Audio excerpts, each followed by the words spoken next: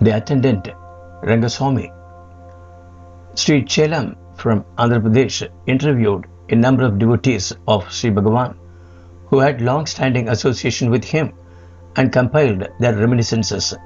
Some of these were translated and published by Sri Ramanasramam in Ramana Smrti in 1980. The following is another from this collection that was translated from Telugu by S.R.J. and published in Ramana Jyothi, a journal of the Sri Ramana Kendram of Hyderabad. Rangaswamy was an attendant of Bhagavan and can be seen walking behind the Maharshi in the archival film footage. My parents were farmers and my village is 30 miles from Tiruvannamalai. Yearning for male progeny, my mother and father offered prayers to Lord Vinayaka. Thereafter, I and my younger brother were born. In my 20th year, I came to know that the Kartikai Festival in Tiruvannamalai was a grand affair. I became restless with a longing to see it and left home for Arunachala. The night before I left, I had a dream of a sannyasin clad in only a loin cloth and surrounded by brahmacharins. Adjacent to the hill was his hermitage, where he gave me darshan, seated on a tiger skin. The next day, I started off for Arunachala, but was not used to walking long distances. I stopped in a village on the way and went to the house of a family I knew. When they saw my haggard looks, they restrained me from continuing. I was locked in a room. The time of the festival was running out. Because of my persistent demands, I was finally released. Only 2 hours were left before the lighting of the Deepam light on the hill, and I had yet 15 miles to cover. In a frenzy, totally unconscious of my body, I ran. I felt as if I floated in the air. I reached Arunachala at 5:30 p.m. and had darshan of the Deepam when it was lit at 6 p.m. Afterwards, I went to the Isanya Mutt, and the people there welcomed me and asked me to stay. The next morning, I started off for Giri Pradakshina of Arunachala.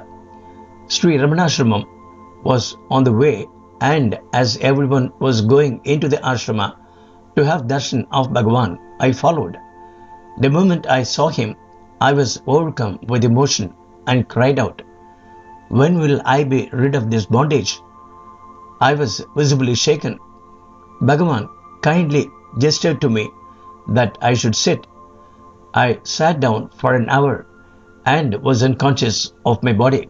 I had an urge to stay on there and asked Chinnaswamy, the ashrama manager, for permission. He said, "You are young. What can you do? Go back home?" But I did not leave. I said, "Please give me any work. Bhagavan will give me the strength." As I would not leave, Chinnaswamy relented and finally asked me to remove the weeds from the flower garden. With much enthusiasm, I did the work of 2 people. Bhagavan also praised my work. I would daily attend to the work given to me and when free would sit in meditation. That was my only routine. One day I asked Bhagavan, "Swami, what is the way to salvation? The way you came," was his simple reply. The moment I heard him say this, my mind froze. He then asked me to read a verse from Upadesasaram. Later, I was given the job of making garlands for the temple deities. Around the same time, they were constructing a platform in the ashrama. All of us were carrying stones. Sri Bhagavan too carried them with us. My finger got crushed under a stone, and until the finger healed, Bhagavan made the garlands on my behalf. Later, I was made an attendant to Bhagavan. Me and Madhavaswamy were his attendants. One time, both of us were given damaged copies of Ramana Vijayam for reading. My copy did not contain all the pages. Bhagavan asked me to hand copy those pages, but I could not find the time to do it. One day he asked me, "Have you copied those pages?" "I am not finding time," I said. "What are you doing now?" He asked. "I am going to Padakottu to wash your loin cloth." "All right, you do my work and I will do your work." Saying this, he copied all the pages for me. Those days, when any offering was made, it was distributed then and there. Ants, squirrels, cats, dogs, cows, children and adults were fed. There was no concept of storing for the morrow. One day, Bhagavan, while cooking in the kitchen, asked me to put some oil in a ladle. Some of the oil spilled out onto the floor. He massaged all that oil on my body and said, "Go have your bath." Another day, district collector came from Vellore to see Bhagavan. The little squirrels were close by in their nest. A cat swallowed their mother. The responsibility of looking after them now fell on Bhagavan. He said, "These children do not know that it is to their advantage if they confine themselves to their nest. All the problems are outside, but they cannot resist the temptation of going out. Similarly, if the mind settles down in the heart without straying out, there is no problem, but it cannot help going out." "What is the method of restraining it?" I asked. "Just the same as I am doing here. Whenever the squirrels come out, I put them back. The more we put them back, they stay put. Then we can relax." My parents began to search for me since I did not return the day after Kartikai Deepam. After a year had passed, they finally found me at Sri Ramanasramam. They came and wept before Bhagavan. "If he goes with you, then take him." "Why cry before me?" said Bhagavan. But I refused to go. We did a lot of penance to beget him. The same Lord who gave him to us took him back again for his service, they said, and then left the place. After a few years, I had an urge to go to Kashi. When I mentioned this to Bhagavan, he said, "Kashi. If you forget those two letters, this itself is Kashi." "I am unable to forget, Swami," I said. "All right, fulfill your desire," said Bhagavan. But Chinnaswamy refused to allow me to go, but I still went. Devotees contributed funds for my expenses. I returned after 3 months, but Chinnaswamy refused to admit me into the ashrama. "He is like that," Bhagavan said to Chinnaswamy. Then he admitted me. One evening, Bhagavan was coming down the hill. I was walking behind him.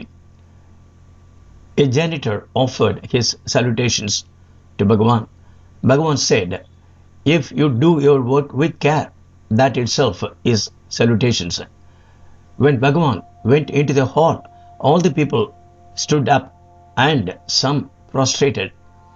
When all of them settled down, Bhagavan asked me to relate what had happened on the hill and what he told that janitor.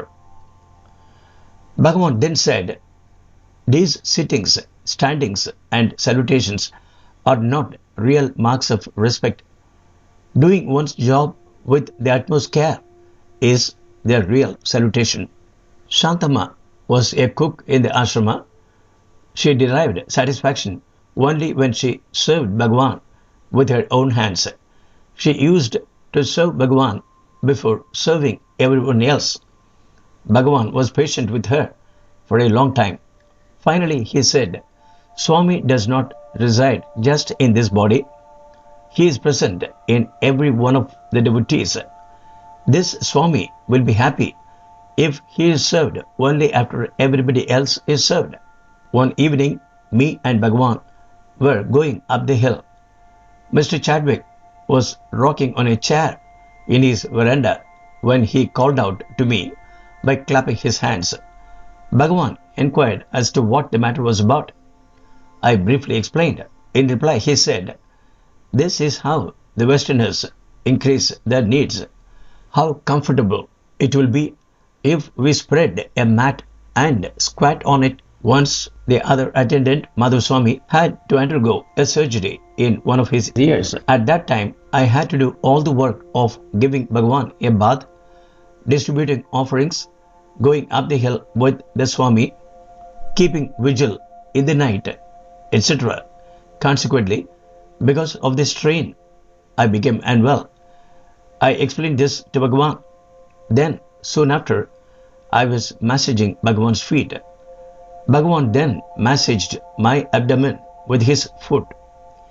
Immediately, my illness vanished and I was infused with unusual strength. Henceforth, I was enabled to do the entire work effortlessly until Madhavaswamy recovered.